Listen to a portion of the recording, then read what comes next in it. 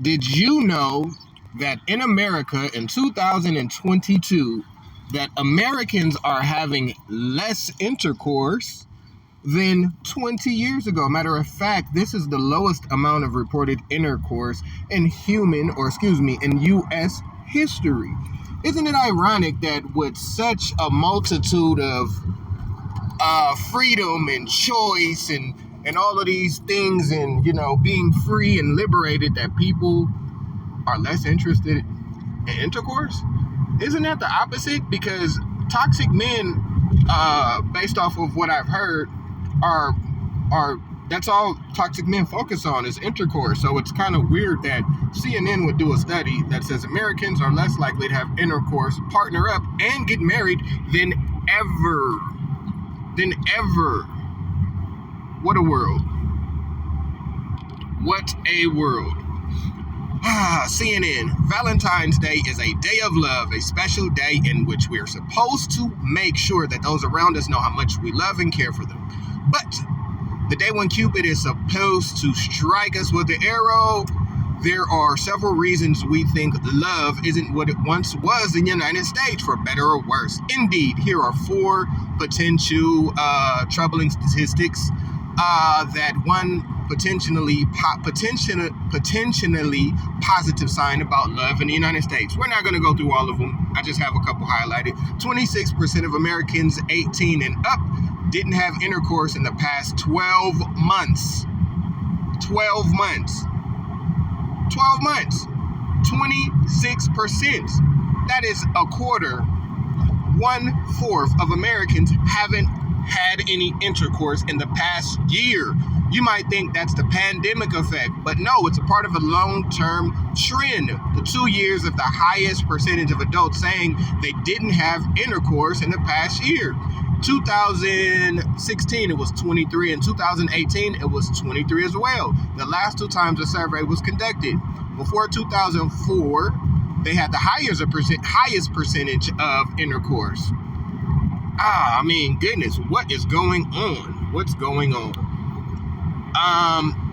So last year they said the survey was the highest in U.S. history that we as adults have been without the, you know what I'm talking about? So I'm not trying to understand. I know what the problem is. Why? Because I am not a part of that 26%. Not bragging or anything like that, but hey, rejection turned my game into perfection. Getting rejected at an early age, being a short brother, and learning how to turn negative energy into positive activity has created this fearless relentlessness in being able to approach pretty, attractive, or voluptuous women.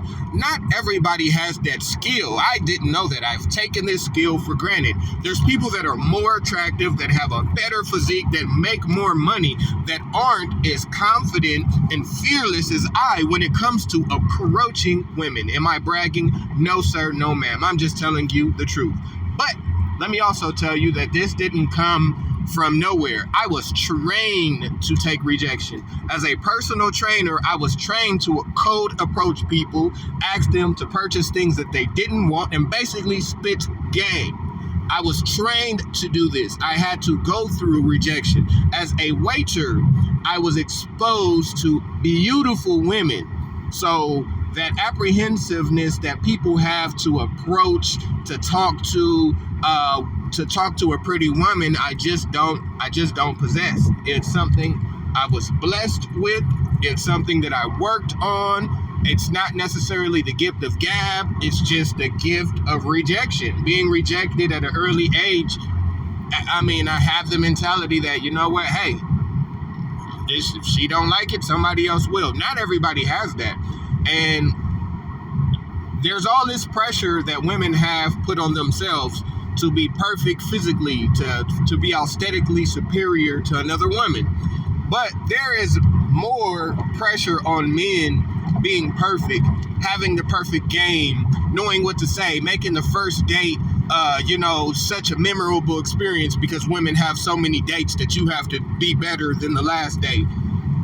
There's so much pressure on men to be perfect that men are just opting out of the whole process.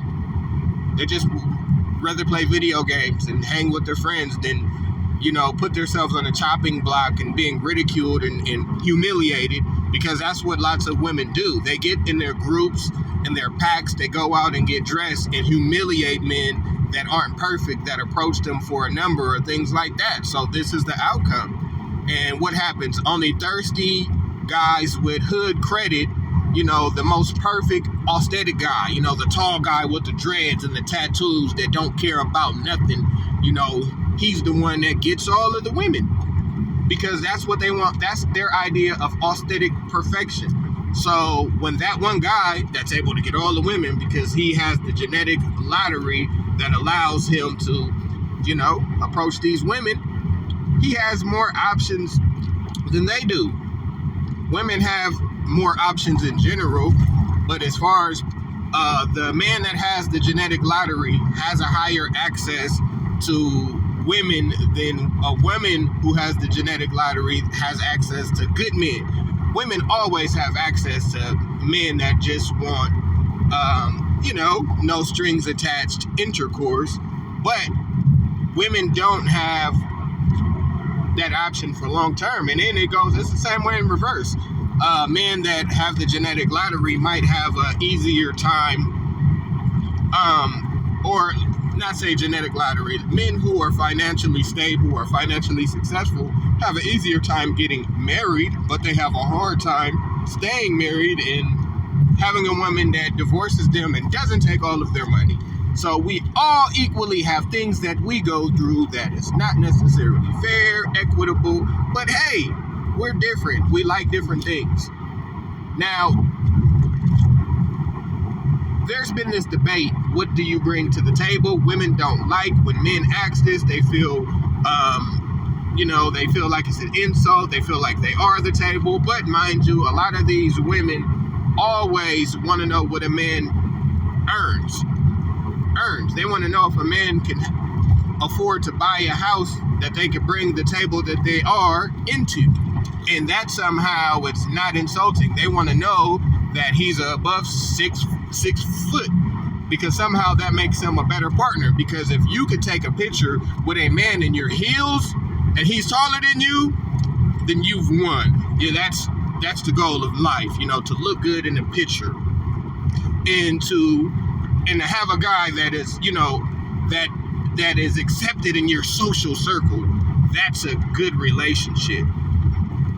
And not only does he have to be fit into your social circle, he has to still allow you to move like you're single, go on girls' trips, girls' night out regularly, and you have to be okay with it, or else you are an insecure man. Yes, you are insecure if you don't allow your married or woman that you pay her bills and you do all of the things that you're insecure if you don't let her go party, get drunk, and dress sexy with her single friends. You are insecure. No. You better not like another pretty woman's picture online. And no. You better not have a guy's night out and go get drunk with your friends and put on a suit and tie, because that would be that you're cheating. But when she does it, no. That's just what she needs to do. That's what she needs to do. She needs to be married with single privileges. You see, it's kind of, when you flip it around, see, a lot of chicks, they'll say things like, hey, I won't do that. That's wife privileges. Why would I do that? That's wife privileges. Well, why would you want to be a wife and still have single privileges? Why? I mean, now, I'm not really biblical or religious, but there's somewhere I think that it says, he who finds a wife finds a great thing. This would imply that you were already moving like a wife before you're found. It doesn't say he who finds a woman that proves to the woman, then she'll behave like a wife. It doesn't say he who finds a woman who, once you show your value, then she'll submit.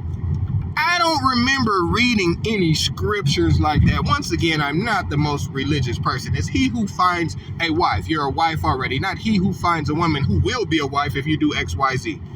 Wake your game up.